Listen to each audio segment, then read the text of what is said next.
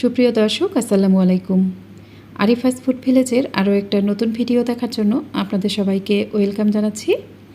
আজকের পর্বে আমি আপনাদের সাথে লোভনীয় স্বাদের একটা আমড়ার আচারের রেসিপি শেয়ার করব। আশা করছি আমার আজকের এই টক ঝাল মিষ্টি স্বাদের আমড়ার আচারের রেসিপিটি আপনাদের সবার কাছে খুবই ভালো লাগবে। আমার আজকের এই রেসিপিটি আপনাদের কাছে ভালো লাগলে প্লিজ আমার চ্যানেলটি সাবস্ক্রাইব করে পাশে থাকা অল লেখা বাটনটাতে ক্লিক করে দিবেন। আর যারা এই ভিডিওটা ফেসবুক থেকে দেখছেন তারা আমার ফেসবুক পেজটিকে লাইক ও ফলো দিয়ে রাখবেন। চলুন তাহলে এবার রেসিপিটি দেখে নেওয়া যাক। এর জন্য আমি এখানে 1 কেজি পরিমাণ কাঁচা আমড়া নিয়েছি। এবার এই আমড়াগুলোর খোসা ছাড়িয়ে নিব। আমি প্রত্যেকটি আমড়ার খোসা ছাড়িয়ে নিয়েছি। একটি আমড়া হাতে নিয়ে আপনাদের দেখিয়ে দিচ্ছি। দেখুন, আমড়াটা খোসা ছাড়ানোর সময় খেয়াল রাখতে হবে যেন আমড়ার উপরের এই সবুজ অংশটা থাকে। আমড়ার আচার বানানোর ক্ষেত্রে আমড়ার উপরের এই সবুজ অংশটা অবশ্যই থাকতে হবে। এবারে আমড়াগুলো আমি একটা বাটিতে নিয়ে নিব। এরপর আমি এখানে পর্যাপ্ত পরিমাণ নর্মাল ঠান্ডা পানি দিয়ে দিব। আমড়াগুলো খোসা ছাড়ানোর পর দেখবেন আমড়ার উপরে একটা কষ দেখা যাবে।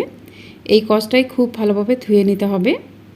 আমড়াগুলো ভালোভাবে ধুয়ে নেওয়ার পর যে কোনো পরিষ্কার সুতি কাপড় অথবা টিস্যুর সাহায্যে আমড়ার গায়ের পানিটা খুব ভালোভাবে শুকিয়ে নিতে হবে। প্রত্যেকটা আমড়ার গায়ের পানিটা ভালোভাবে শুকিয়ে নেওয়ার পর আমড়াগুলো আমি লম্বা ফালি করে কেটে নিব। দেখুন, আমড়াগুলো লম্বা ফালি করে কেটে নিয়েছি। এখানে আমি আমড়ার বিচির অংশটা বাদ দিয়েছি। এবার এই আমড়ার মাঝে আমি কিছু মশলা দিয়ে দিব। প্রথমে আমি এখানে দিয়ে দিব 1/2 টেবিল চামচ পরিমাণ হলুদের গুঁড়া, দিয়ে দিব 1 টেবিল চামচ পরিমাণ মরিচের গুঁড়া।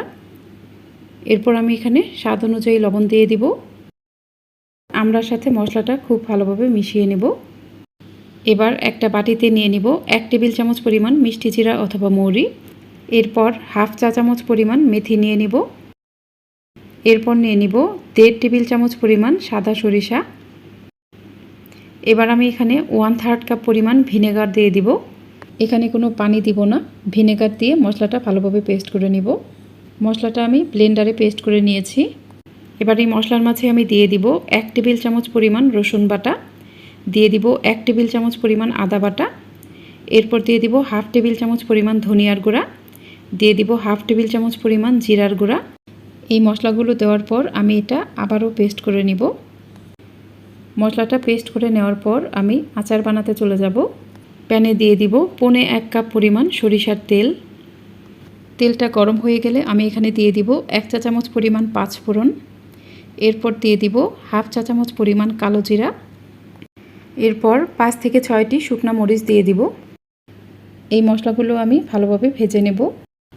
মশলাগুলো যখন খুব ভালোভাবে ভাজা হয়ে যাবে, অর্থাৎ মশলা থেকে যখন খুব সুন্দর একটা সুঘ্রাণ বের হবে, তখন আমি এখানে আমড়াগুলো দিয়ে দিব। এরপর ব্লেন্ডারে পেস্ট করে নেওয়া সেই মশলাটা দিয়ে দিব। সব কিছুই আমি খুব ভালোভাবে নেড়েচেড়ে মিশিয়ে নেব। আমড়াগুলো এই তেল মশলার সাথে কিছুক্ষণ ভালোভাবে ভেজে নেব। আমার কাছে মনে হয়েছে আচারে ঝালের পরিমাণটা একটু কম হবে, তাই আমি এখানে আরও 1 চা চামচ পরিমাণ মরিচের গুঁড়া দিয়ে দিলাম। আমড়াগুলো তেল মশলার সাথে কিছুক্ষণ ভেজে নেওয়ার পর আমি এখানে চিনি দিয়ে দিব।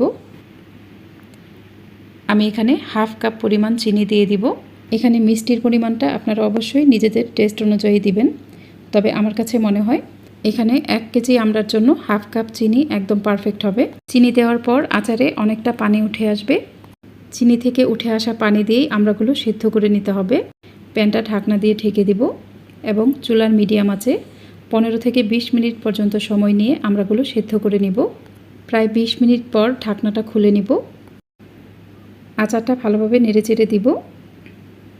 দেখুন, আমড়াগুলো কিন্তু খুব সুন্দরভাবে সিদ্ধ হয়ে গেছে। এখন আর আমি প্যানটা ঢাকনা দিয়ে ঢাকবো না, ঢাকনা খুলেই আমি এই আচারটা ভালোভাবে নেড়েচেড়ে নিব।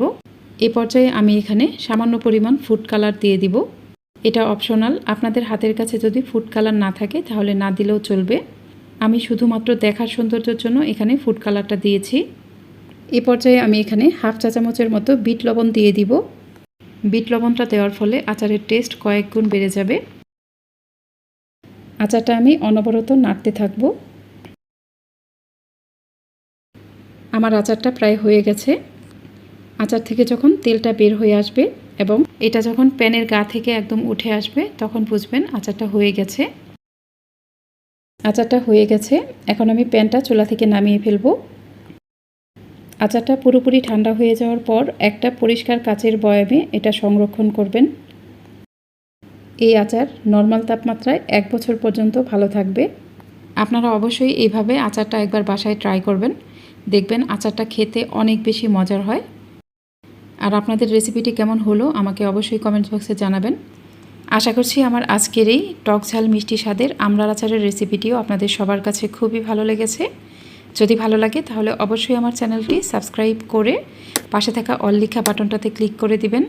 আর যারা এই ভিডিওটা ফেসবুক থেকে দেখছেন তারা আমার ফেসবুক পেজটিকে লাইক ও ফলো দিয়ে রাখবেন। আজ এই পর্যন্তই। এরপর আবারও হাজির হব নতুন কোনো রেসিপি নিয়ে। সে পর্যন্ত সবাই ভালো থাকবেন। আল্লাহ হাফেজ।